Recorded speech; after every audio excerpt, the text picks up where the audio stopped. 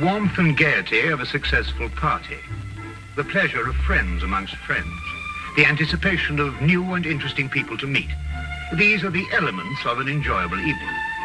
These are often the memorable occasions in life.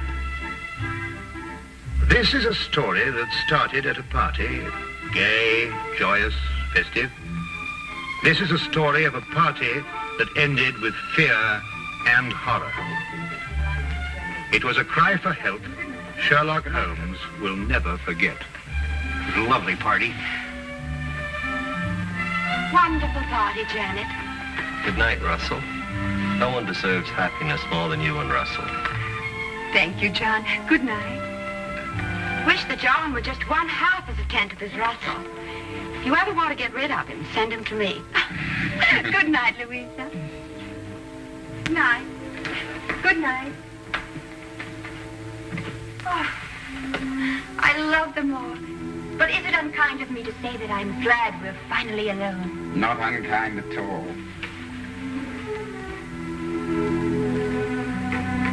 Just leave everything till tomorrow, Susan. Thank you, madame. Good night.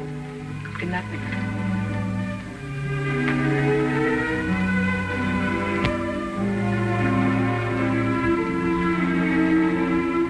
You made me very happy this evening, darling. I really am the luckiest woman in the whole world. Our first anniversary. I wanted you to be happy this year. It couldn't be any other way with you. It might have been. Impossible. There may be a deep and dark side to my nature. Of course there is, darling. All interesting men have dark sides to their natures. Possibly even black. Oh, most certainly black. I'm a murderer. Of course you are. More than once. Innumerable times, I'm sure. 7 times. And are you going to murder 7 times again? Once again. Anyone I know? You? Oh, wonderful. And will you give me warning? I'm giving you warning. Will you kill me with kindness? No. Like this. Russell! Russell, you're hurting me. Russell, whatever came over you? I told you, my darling. Tomorrow, at exactly 9 o'clock, I will strangle you as I have strangled 7 before.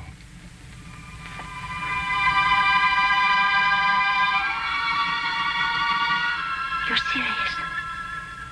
About the art of murder, I am always serious. I've used it as it suited my convenience. Death is my only true friend. Russell, don't talk like that. You don't believe me now, my dear. But you'll think about it. You'll come to know and to fear. Then you'll fly to the police and tell them what has happened.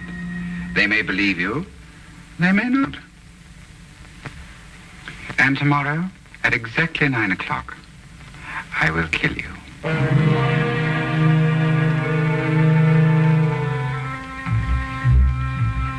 Good night, Maggie.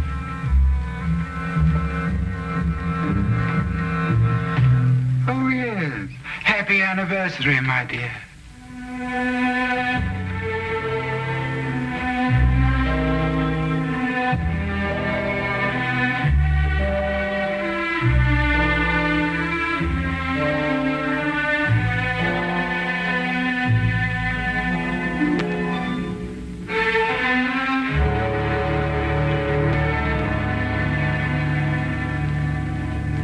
Suppose you tell us the whole story as it happened. It might be easier that way. Of course. I'm Mrs. Russell Partridge. Your husband's the art collector? That's right. Oh, he's a wonderful man, your husband.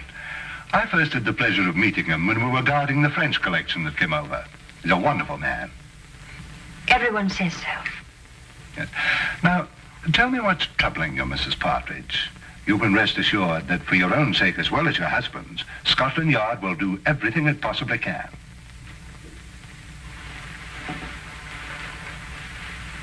It was nothing. Nothing? I was mistaken. I can see it now. Probably the result of too much party last night and an overactive imagination. Well, perhaps you care to tell me about it anyway. It may help to dispel any doubts you have. It isn't necessary, really. I'm sorry to have taken so much of your time, Inspector. I'm sure you're a very busy man. Mrs. Partridge, I'm very pleased to hear you feel this way now. What do you mean? Your husband told me of the incident last night. He was afraid you wouldn't be able to overcome the delusion. My husband told you? Yes, he was here this morning. What did he tell you? Only that you were suddenly overcome by the idea that he intended to harm you. You're over that now, I see. My husband told you that? May I say, Mrs. Partridge, that in my experience here at Scotland Yard, I've met many people who thought for a short time that they were being persecuted. But it passes. Your husband will help you, I'm sure. I'm sure. Thank you, Inspector.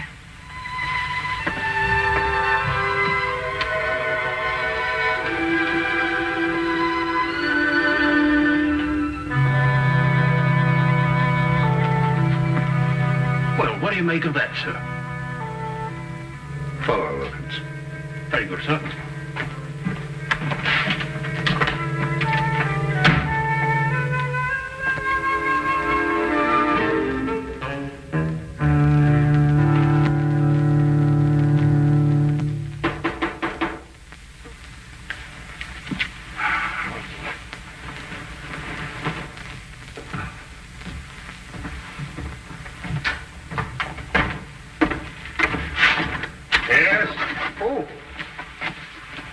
Is this the flat of Mr. Sherlock Holmes? Yes, Mr. Holmes has just gone downstairs to the tobacconist. Won't you please come in? Thank you. Oh, please excuse me. Would you like to sit over here?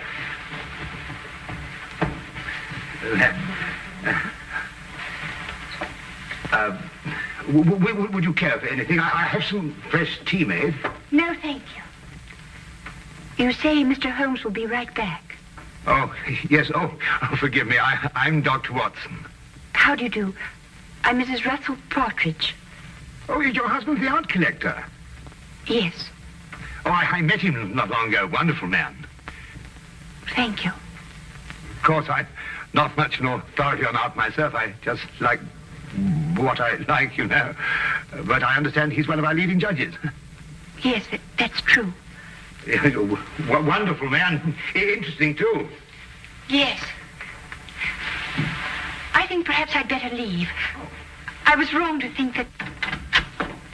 What a beautiful day, Watson.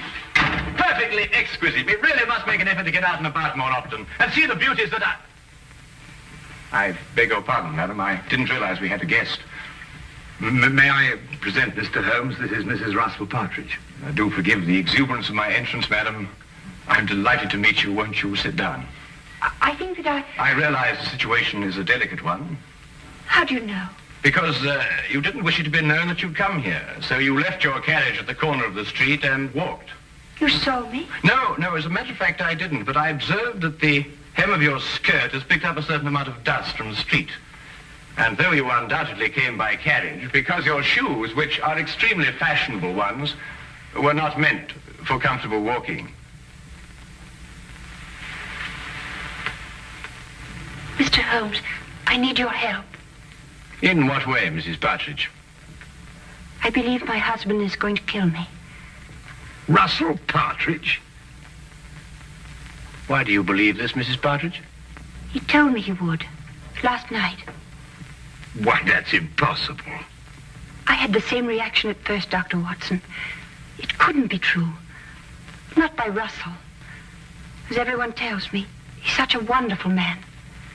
And when did he say he was going to do this? Tonight, at 9. And then he said something impossible, Mr. Holmes.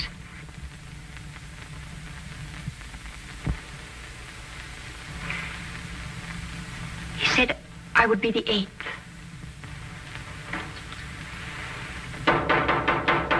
Excuse me.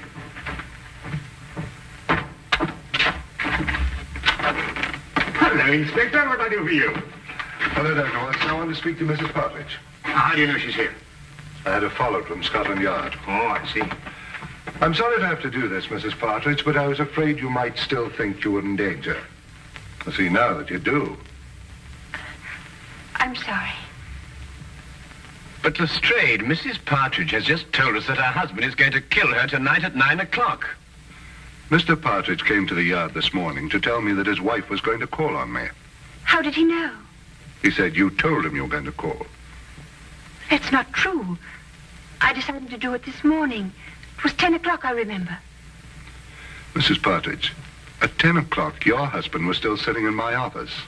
Mr. Holmes, I don't understand. I don't understand how Russell knew I would go to see Inspector Lestrade. I swear I never told him. Everything I told you is true, exactly as it happened. Do you believe that?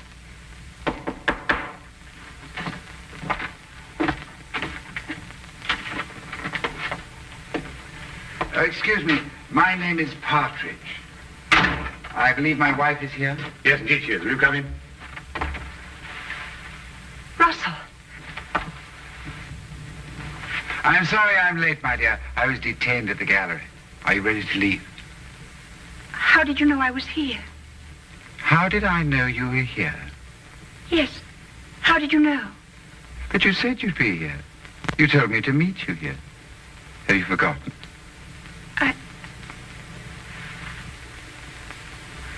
I must have forgotten. Excuse me.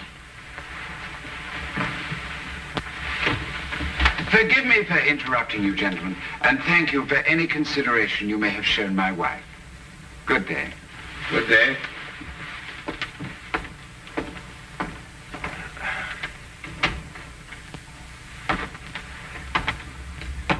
Well, I'd say that young woman was heading for a complete nervous breakdown. I've seen these delusion cases before. A very interesting man, and a very distinctive one. When I went down to the tobacconist, I wondered why he was standing at the corner of the street, watching this flat so intently. And now I think I know why. Yes, indeed, a very, very interesting man.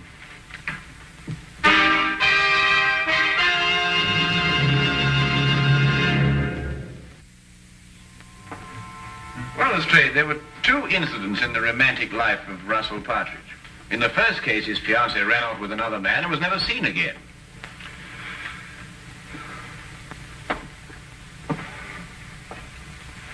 She ran off with an American, didn't she? Was this confirmed or assumed, Lestrade? Well, I don't know. And in the other case, he was left at the altar, I believe the expression is. Yes, that's right. Was that girl ever heard of again? She ran off with a South American, I believe. But really, Holmes, it just isn't logical. If Russell Partridge really intends to kill his wife, he's not going to tell her about it first. That'd be putting a rope round his neck. Would it be? Do either of you really believe that? It isn't logical, Holmes. It isn't usual, Lestrade. But this man is just amusing himself. He's an insane fanatic. And unless you get a warrant out for his arrest, I, for one, won't be responsible. Now, look here, Holmes. I can't ask for a search warrant every time a man's left at the altar. What would you be looking for anyway? The evidence of the 7 other murders he told his wife he'd committed. Holmes, you must understand that... Well... Or the 8th will be on your hands.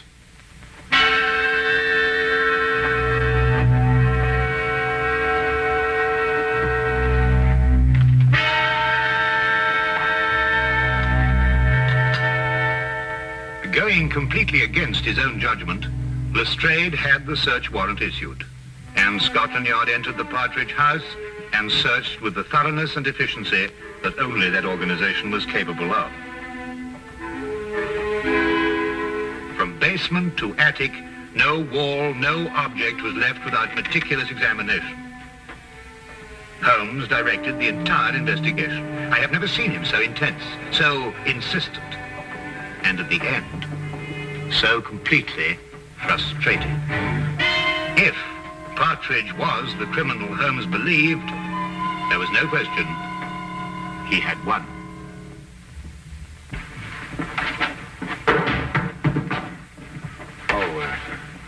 Naturally, Mr. Partridge, the yard will assume responsibility for putting things back as they were. Thank you, Inspector. I do hope you'll forgive us bursting in like this. It's Mr. Holmes who... I understand Mr. Holmes very well. I suppose I'd feel the same way, under the circumstances.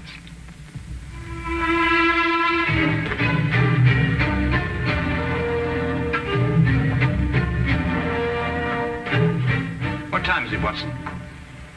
A few minutes after 7, 5 minutes since you last asked me. It's there, Watson. It's there. I'll swear it's there. What's there? The evidence that Mrs. Partridge isn't lying.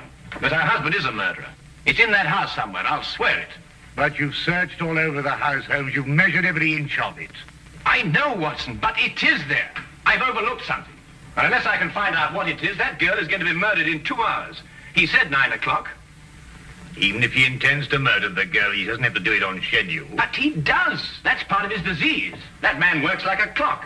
He tempts the police by having the victim report the murder in advance, and then he has to complete his game by murdering on the moment, the exact moment. Now where are you going? Out. That I can see, but where? For a walk. We believe we searched every inch of that house. Now I've got to find the one place that I missed.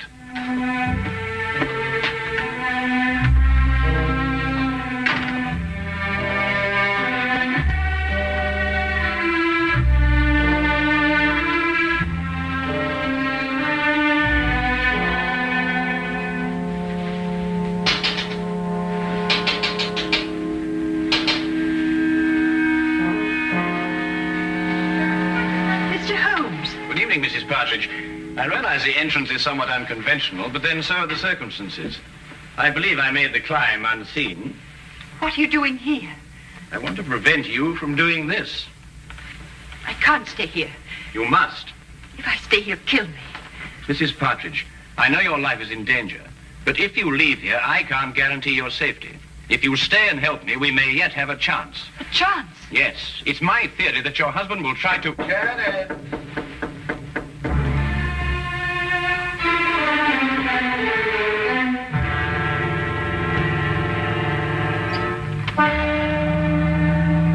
Hello, my dear.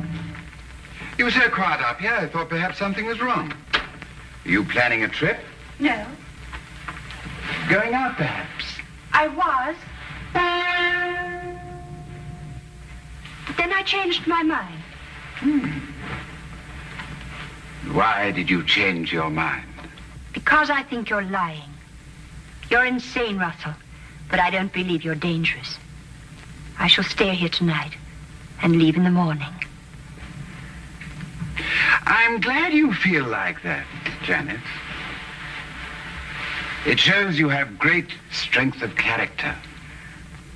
Where did you kill your other 7 victims? Here, in this house. How did you dispose of their bodies? The bodies are still here. But the police searched the house. I know. I watched them. Very efficient. Especially with Mr. Holmes to guide them. A very clever man, Mr. Holmes. It was a tremendous temptation not to tell him where to look. It's 9:15. You have 15 minutes. Why don't you run away?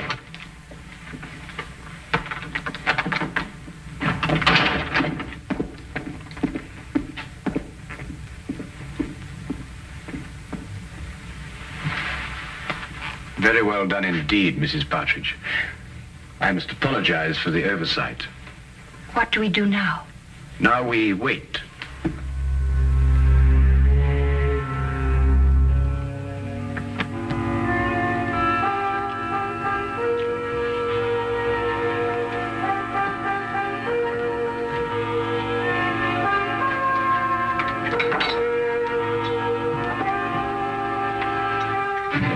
Only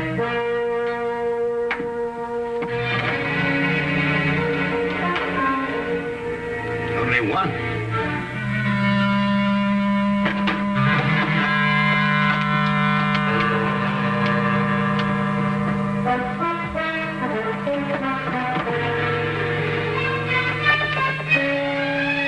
Holmes.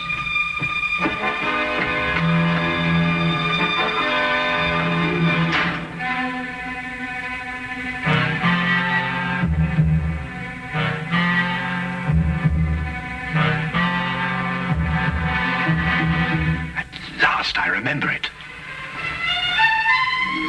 What is it, Mr. Holmes? The one place I forgot to look. I'm going to step outside now, and I want you to count up to 10, go to the head of the stairs, and then start slowly down. Will you do that for me? I'll try. Don't worry. I'll be there. 10 seconds, remember?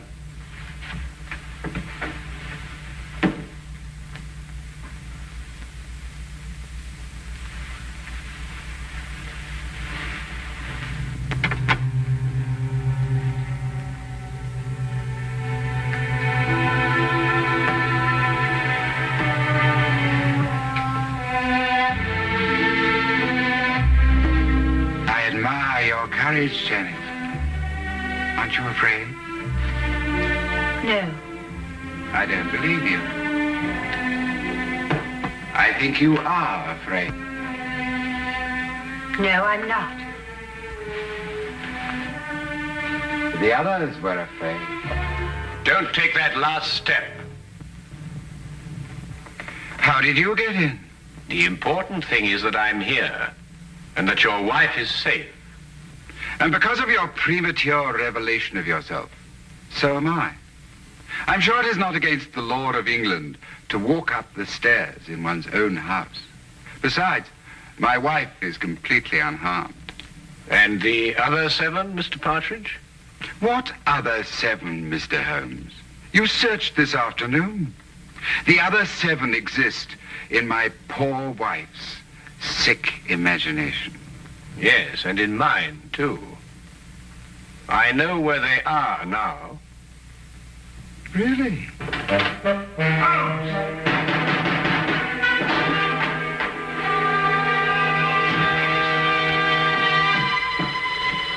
What's happened? Get the poker from the fire, Watson. Poker? Yes, the poker.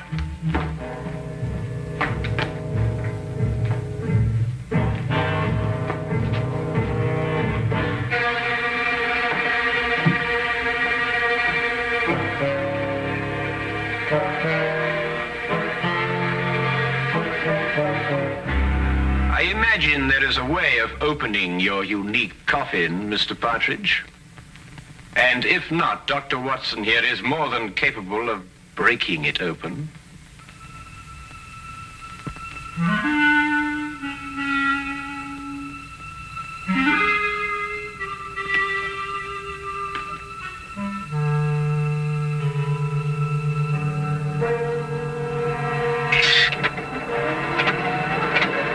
Oh, good Lord! The mortal remains of his 7 victims, Watson.